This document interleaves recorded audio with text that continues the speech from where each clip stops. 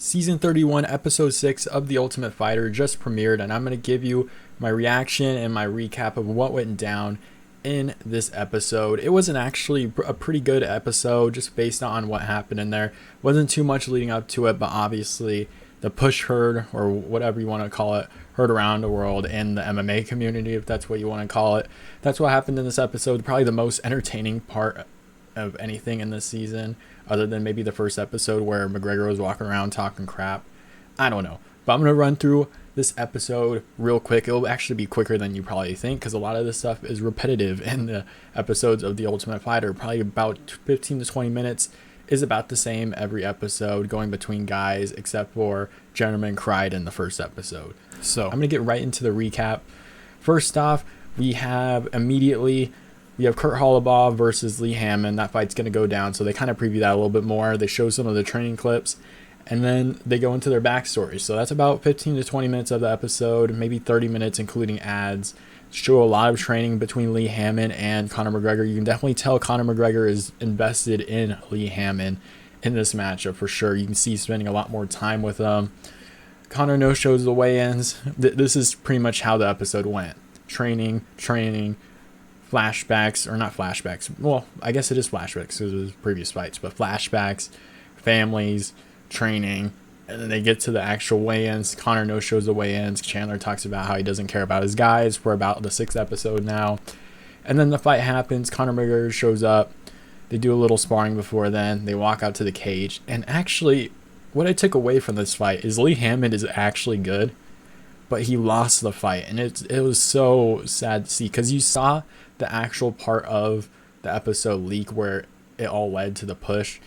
And then as you're watching it, you're just seeing how good Lee Hammond is, and you get really, really sad that this guy ends up losing to a guillotine. And honestly, he was pretty much dominating the first round, dominating the majority of the second round before scrambling and transitioning into a guillotine, was stuck in it. And honestly, at one point, I think in like the first or second round, he actually had a high elbow guillotine that he could have gotten.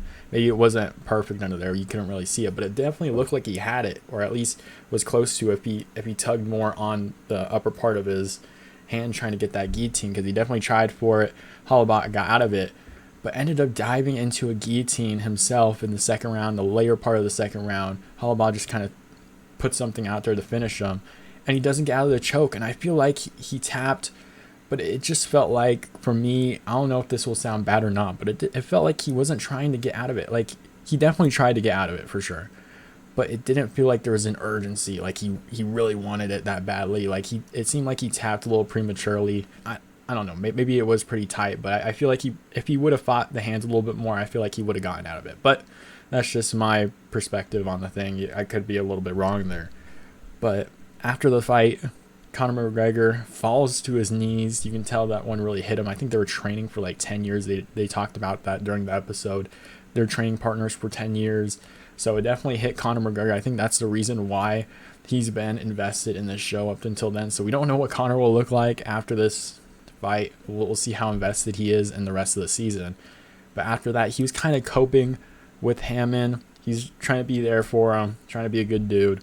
But then eventually went at Chandler, or I think Conor McGregor said like fine team from the Bellator squad, or something along those lines. And then Chandler says we keep stacking up wins.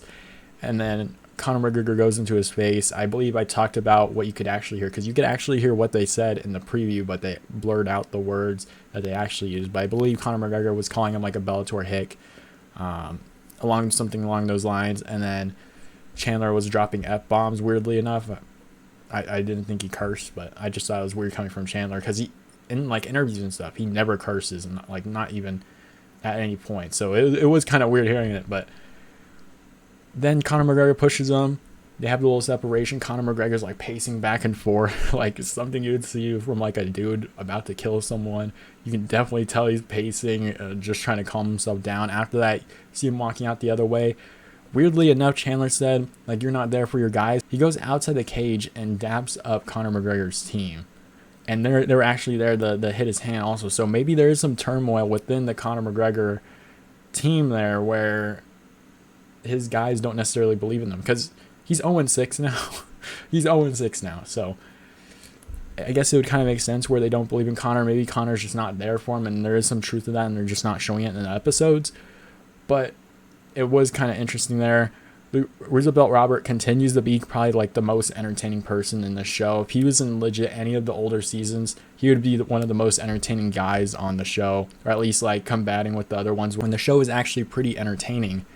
And I believe even in the early part of the season, he started to fight with like Landon Quinones, was like, you want to fight, whatever. And I believe he was talking trash about Brad Katona. So he goes out of his way to be entertaining. Maybe that's just his personality, but I respect that about him. Speaking of Lando Quinones, I believe he is fighting next episode against, I don't even know his name. What's his name again? He is fighting against Jason Knight, and I think he actually wins that one. I think that'll be Conor McGregor's first win. I believe there are 2 more fights left on this one. Lando Quinones versus Jason Knight, and then you have Rico DeShulo versus Hunter Azure, which that one should be pretty interesting also. Pretty interesting episode overall. I'd probably give it the highest rating one. I think I score like a 7.5 out of 10 at some point during the show. I'd probably give this one an 8.5, 9, probably a 9. This was probably the most entertaining thing TUF has brought us in a few years. We still have like 0 coaches challenges. I know they do like some kind of ice bath face off, so maybe they do that next episode or something. 0 coaches challenge, zero challenges at all that we've gotten. It's literally just been training and backstory. So hopefully TUF starts to pick it up. Maybe it gets a little bit more confrontational between Chandler and Conor McGregor, and a little bit more hype goes into that potential fight. We'll see what happens even with that fight in general. So hope you guys enjoyed the recap. Let me know what you guys thought about the episode, and I'll see you guys next time.